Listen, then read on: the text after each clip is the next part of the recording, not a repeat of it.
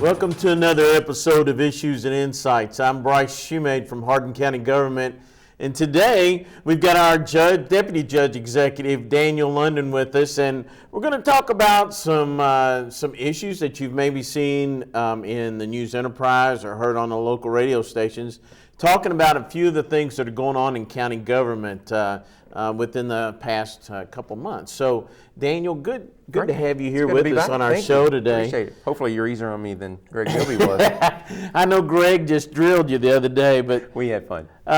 We wanted to talk about things that are going on in the landfill because you got some big plans for what's going on there. Yeah, fiscal court just passed a new agreement for the landfill, which gives us a great opportunity in Hardin County government. Obviously, no one likes taxes. I hate taxes. I know everyone listening does as well. So we're working hard to try and optimize over having to tax optimization over taxation. We were able to do that at the landfill, so this is a great example of being able to do that. What we were able to do is take a look at the contract we had in place, the day-to-day operations with Santec Environmental of Kentucky.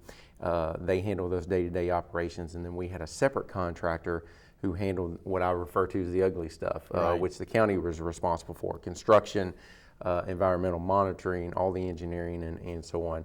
Over the last 10 years, we've lost about $5 million at the landfill. Now, I'm sure people in the audience can look around and probably not find a landfill that has closed because they weren't making money. That just doesn't happen. Right. So when I came on board with the judge, that was the first question I asked: why are we losing money at the landfill?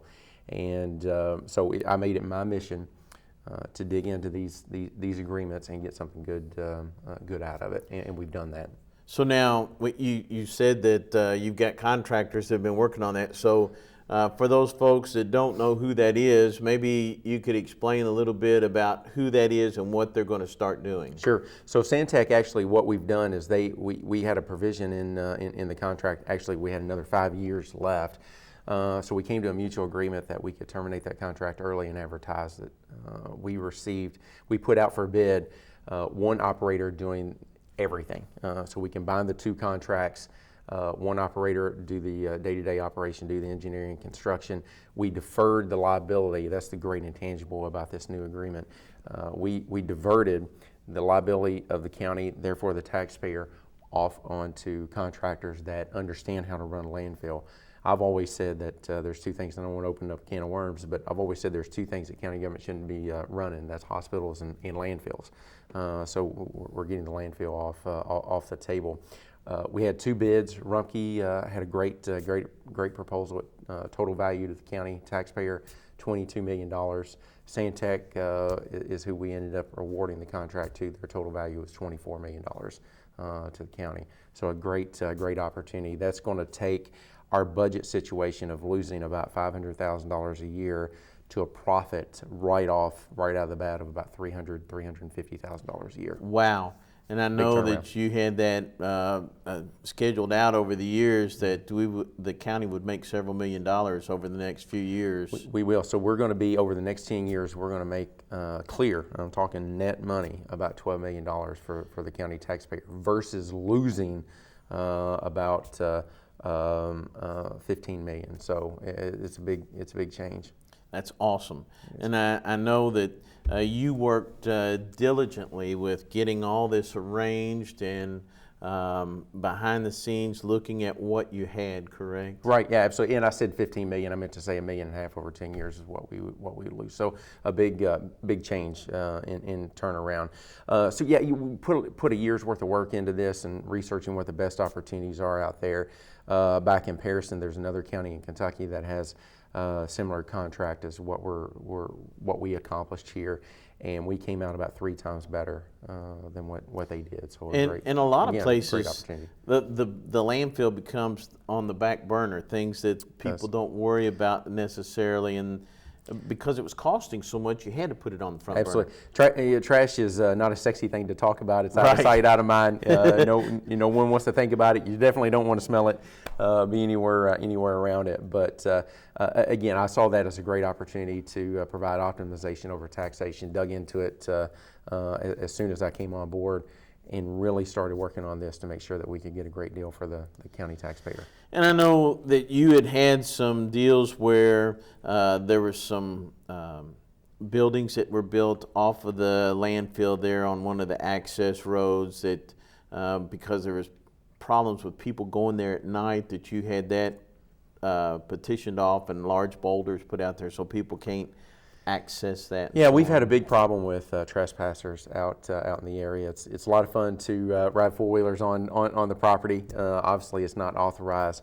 At the end of the day, it is an industrial site, and you can get It's killed. dangerous. It is. We have cliffs out there where obviously we're digging into the mountain, quote unquote mountainside, and if one slip and you're going to drop 100 feet. Sure. Easy, and we don't want anyone getting hurt, let alone killed. Absolutely, and I know in the last few years that the sheriff's department has gone out and tried to enforce those. The problem is you can't be there 24/7. You can't, and we're talking about a large site, several hundred acres, so very hard to patrol, obviously. How will this acquisition, or not really acquisition, but the lease to these folks that are going to manage the landfill, will that change anything on tipping fees, or will that all stay the same? Great question. So I want to be clear. Hardin County will continue to own the landfill. That was the last, and that's one thing I told fiscal court members. The last thing we need to do is sell the landfill because that will negatively impact the taxpayers, at least at this juncture. We can make more money by holding it and doing what we're doing. So if you're a landlord, you understand a gross lease and a triple net lease. So basically we have a triple net option here. So everything that goes wrong at the landfill is going to be the contractor's problem. So if we have a surprise bill of $100,000, it's Santec's problem. It's not the county taxpayer's problem. So again, that's the great intangible of this. So moving forward, residents of Hardin County they will not see any difference. I was able to negotiate a key piece in this agreement that the tipping fees cannot be increased on Hardin County residents. They're only subject to CPI adjustments each year, which we're talking about pennies. We're not talking about large amounts of money, and even that is capped at $40. Currently, we are at $32.38 per ton. So we can have CPI adjustments each year up to a cap of $40. It's going to be about 11 years before you reach that. As that translates down to the haul bill, again, you're only seeing pennies in that regard. Santec can, however, they will have full autonomy over the rates charged to other communities and counties outside of Hardin County. Also even negotiated a provision in the contract. City of Elizabethtown, our water districts, bring sludge material from the sewers to the landfill. We cap those rates because, again, we do not want this to negatively impact the taxpayers of Hardin County. So this is a win-win across the board. And I'm glad to see that you work with the other cities here in the county to be able to make sure that they're taken care of as well. Absolutely, because obviously we drive those rates up. It's going to drive rates up for the customers, taxpayers of Elizabethtown, in the county, and we absolutely do not want that. Absolutely.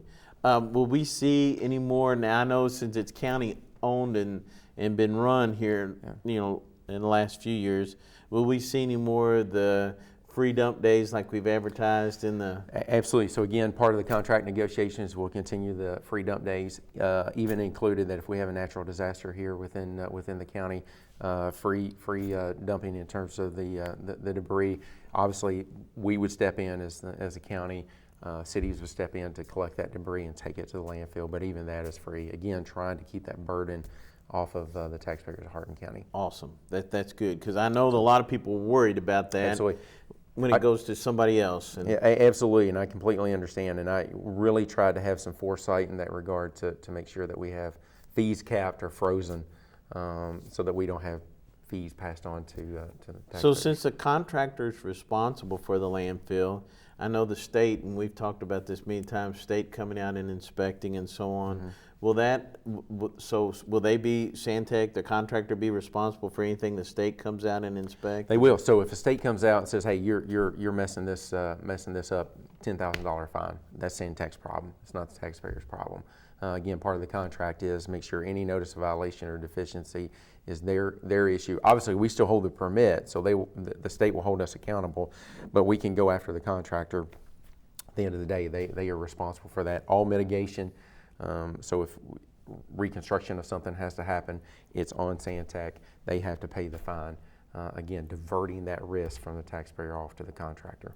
Well, I know there's 2-3 groups that are going to have a question now. There's going to be the folks that are in law enforcement that have a firing range out there, the Long Hunters Club, Sure. and the Coon Hunters Club that have got places out there and so on. Sure. Those leases are still in place. Those are, I want to be clear, those are long-standing leases that the county has had with those organizations. They have not defaulted on those leases. We've had some circumstances where others have defaulted on their leases. One of the key provisions of any lease we have is people have to maintain insurance. Otherwise, that's an automatic default. Right. We have one group in particular that defaulted on that item. That is of great risk to the taxpayers of Hardin County, so we had to end that lease, unfortunately, as a result of that. But the ones you mentioned have long-standing leases, and they have not let insurance requirements, for example, default. So those remain in place. In fact, they have a separate access road, particularly highlighting the firing range for law enforcement. We spent some money on that road to make sure that it's accessible for our law enforcement officers. We have a very good range that is used regionally. State Police uses it quite a bit, all the city departments, obviously Sheriff's Department.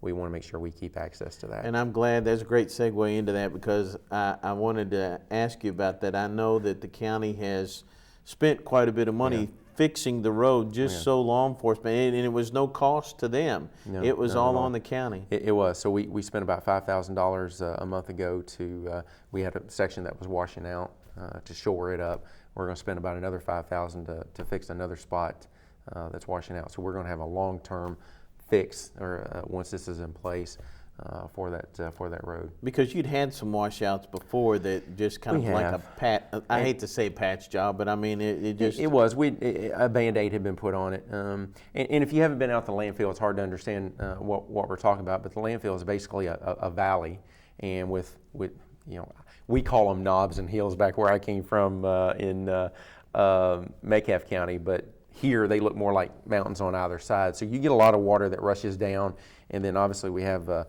dry creek bed in the bottom that all the water filters to, and that's hard on a road. And so we've had some spots where it's come down off the mountain, if you will, and washed the road out. But we've got that fixed now. And the good thing is this is a safe place for law enforcement to be able to go and do these types of training. It's a great. I can't talk here. Great cooperation between the county and all these law enforcement agencies. They have access 24/7, so they can go out and practice any scenario. It's a dedicated area on county property. The great thing is it's not near any homes, so you don't have the adverse effects of noise and especially at night. Exactly, and so it's a great environment. They have electronic. Well, not electronic, but hydraulic targets that make it nice and easy for them. So it is, I wouldn't call it a state of the art, but it's nicer than any other county around. I know state police actually bring their cadets from the state police academy. And I didn't realize too. that. Yeah, wow. And folks, we don't want you all to think, well, why don't you all open it up as a public range? It's not meant for that. There are certified instructors that are trained by the Law Enforcement Academy here in Kentucky to be able to teach our law enforcement officers how to train and how to shoot and so on. And so and the liability of that obviously would be prohibitive to allow that. And each one of these departments have their own separate liability insurance that enables them to be able to come out there and do that specifically for this type of practice. Right. So we didn't want people to think absolutely. that we were shutting that off to the public. It's not that at all. It's just that anytime you start thinking about firearms, projectiles, and so on like that, anybody can get hurt, and so there's a major liability. And they're very, obviously, law enforcement officers know what they're doing, and they cordon off a pretty large area when they're out there just to ensure the safety of everyone around. Because at the end of the day, as a working site, and even though they're in a somewhat secluded area, safety is obviously number one priority. And just to let you all know that are watching this show, law enforcement has gotten several state and federal grants to be able to make this this facility and to concrete it and build buildings and the hydraulic targets and so on. So it has been not a cost to the county, so to speak. So. Correct. It's been a great partnership and a great opportunity to have those funds come in to fund that through the sheriff's office. So the county taxpayers have not had that load.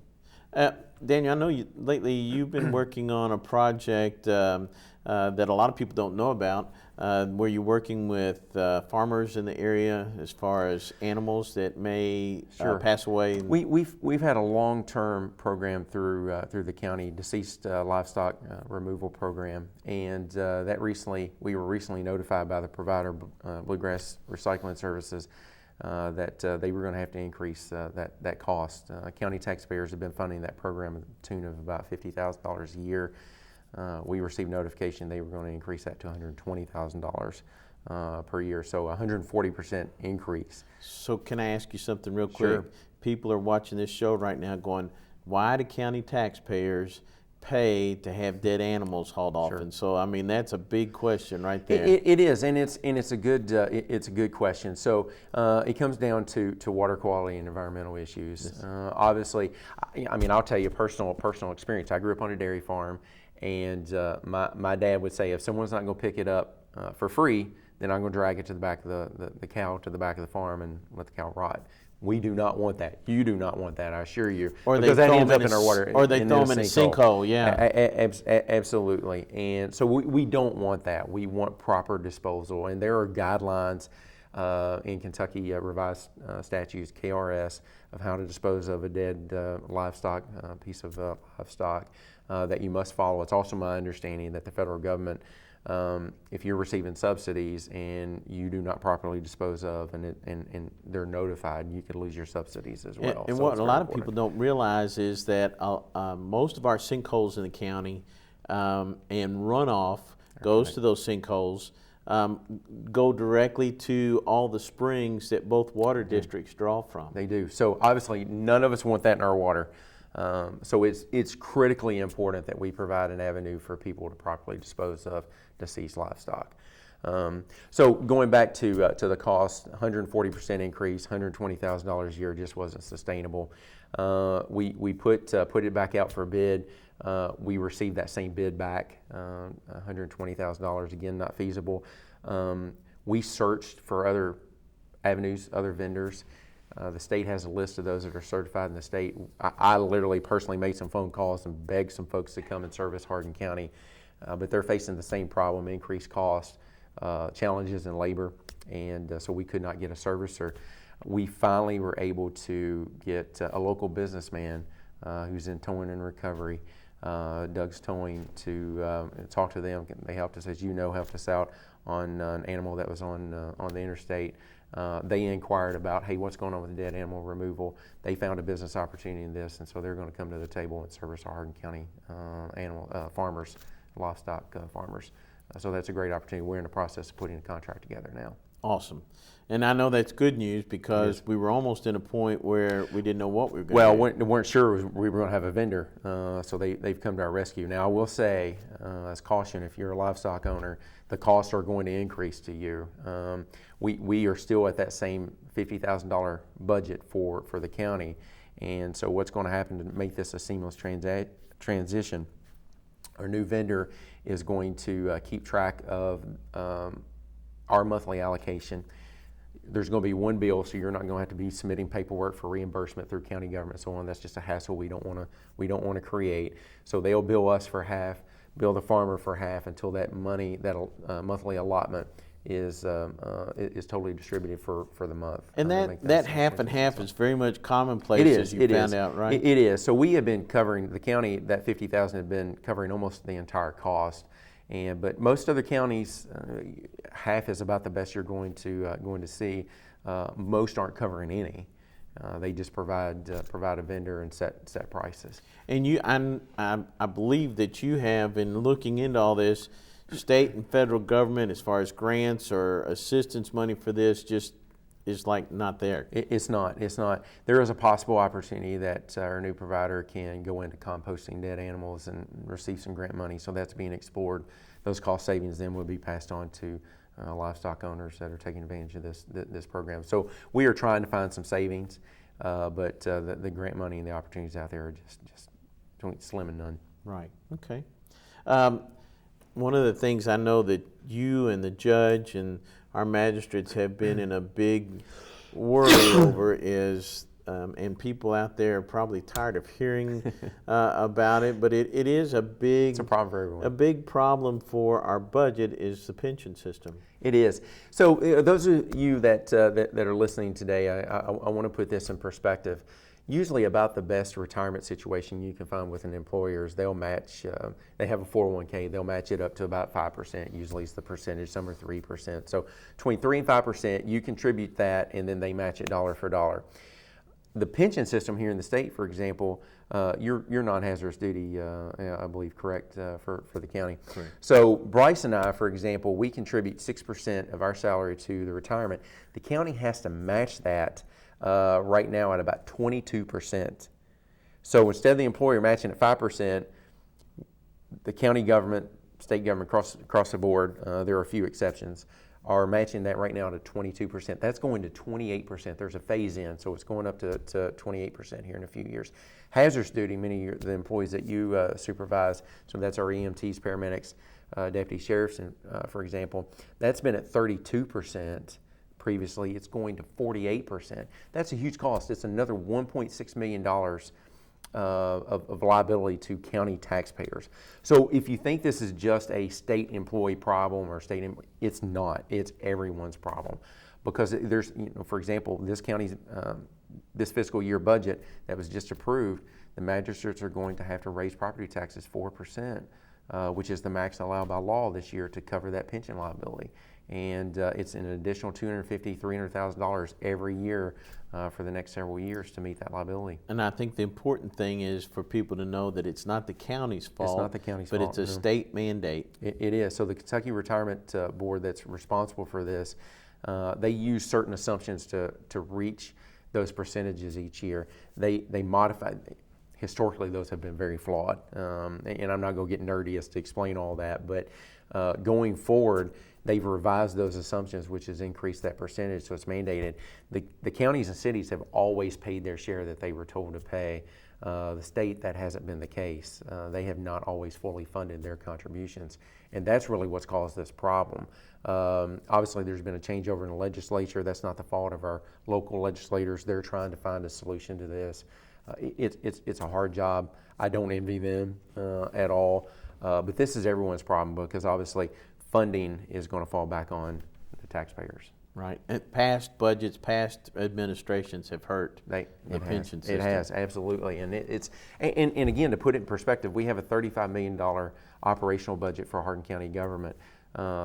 This issue results in about 5% of our budget. So, I mean, you think about that at home and you get a 5% hit to your budget. 5% doesn't sound like a lot, but it's a pretty good impact. So when people start asking about, hey, I got a question about county services. Well, county services are impacted because there's things that we cannot do because our pension cost on our employees has gone up. We have no choice but to fund the pension at whatever they tell us to pay.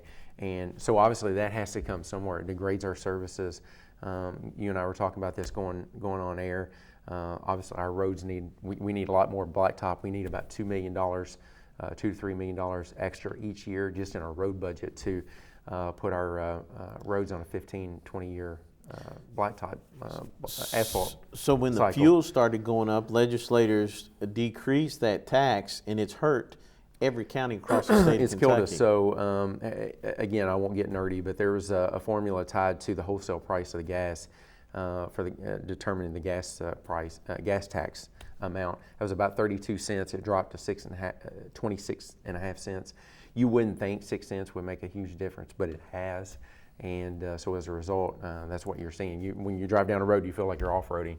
And a lot of people don't realize that our county road department is fully funded by the money that we get from the gas tax. That's correct. So the state gives us from the gas tax. The state collects those taxes, and then they obviously keep a portion of that. Then they divvy it out to the counties and cities. So that's where our road funding comes from. And I don't think a lot of people know that. No, property taxes don't fund our roads. It's the motor fuels tax. Okay. Hey, I know that EMS has been doing a wonderful job over the last little bit. We got about the last 4 minutes here of our show, but I know we wanted to brag on them a little bit. Yeah, again, this is a great example of optimization over taxation that we're looking at to try and find ways to optimize our budget and operations so we don't have to tax taxpayers. As you know, Jamie Armstrong has done a phenomenal job over at EMS. At one point, they were losing $750,000 a year. That's been just like 4 years ago. Yeah, so very, very recent. So this past fiscal year, we haven't quite closed it out yet, but he's going to be, for all practical measures, break even, which is a huge advancement. Next year, we put the pressure on him to actually make money, and he negotiated a deal with Fort Knox to provide some EMS support for the cadet summer training. That's going to bring in some funds that we weren't anticipating. So we're going to see over the next few years a great turnaround there and go from losing a lot of money to making some money, I believe.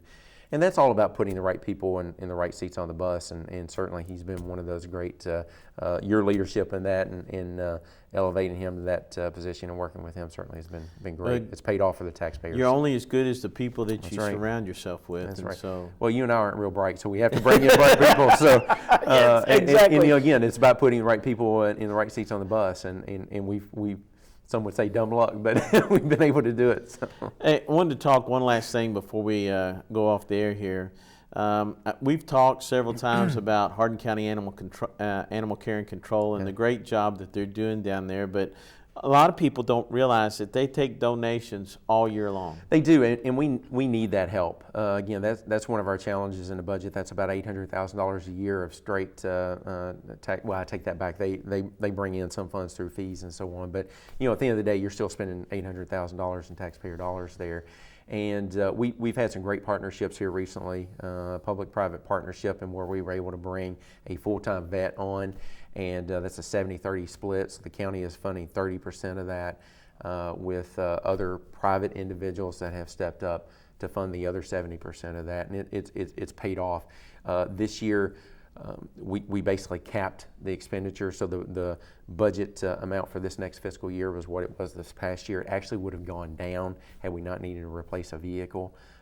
So we have stopped that growth. That has grown. That budget has grown between 2% and 5% every year for the last several years, and so we're making great strides there. Again, a great opportunity in providing optimization over taxation, and so your donations make a big difference, and any help you can get. And that can even be cat food, dog food. They take donations like that. Even just remember how your dogs and cats like to play. They'll take toys, cat toys, dog toys, and so on. So and even if you want to go down and spend some time with one too, we have soldiers from Fort Knox that come down and walk our dogs and spend some time with them. That impacts us on healthcare costs for the dogs. Obviously, if they're getting out, they're active, they have that emotional support like they provide us. It helps them, it makes them healthier, and then obviously saves us money. And parents, you may want to check into the local library, because our librarian has got a program where they take young people down. So your kids are out of school this summer. They take the young people down and they sit down in front of the cages and actually read to the dogs. The first time I saw that, Daniel, I was amazed. The dogs will sit there or lay down and look at that child and listen. Love it. They absolutely love it. Unbelievable. It is. It's almost like an episode of The Dog Whisperer. Yeah. It's incredible. Our animal care and control director, Mike McNutt, said it's the only time that it gets totally quiet there, that you don't hear a single dog barking or anything. Which is amazing. Remarkable. It is. It's fun to see. Daniel, anything else that's going on that you want to put out to people as far as county government right now? Yeah, right now, just keep in mind that we're facing some challenges. If you have questions, call us. We're happy to explain the situation with the roads, for example, what we talked about. So if you require some additional information, want to dig in this a little bit, and how you might be able to help us in terms of advocacy with our legislators, we'd be more than happy to talk to you. Well, Daniel, thank you for joining our show today. Always enjoy it. And thank you all for joining us here on Hardin County Education and Community TV, where we try to keep you informed on what's going on in this great big area that we call Hardin County. But more especially what's going on in your students' life when school's in session. Our show today is sponsored by Hardin County School System, by Hardin County Government. make sure you pay attention to those young people while they're out of school, walking on the side of the road, riding their bicycles, more activity in the neighborhood. So be safe this summer and enjoy the great old summertime, and stay tuned. We'll bring you more information about what's going on in Hardin County and in the life of your student through the Hardin County school system. I'm Bryce Shoemate from Hardin County Government. Thanks for joining us.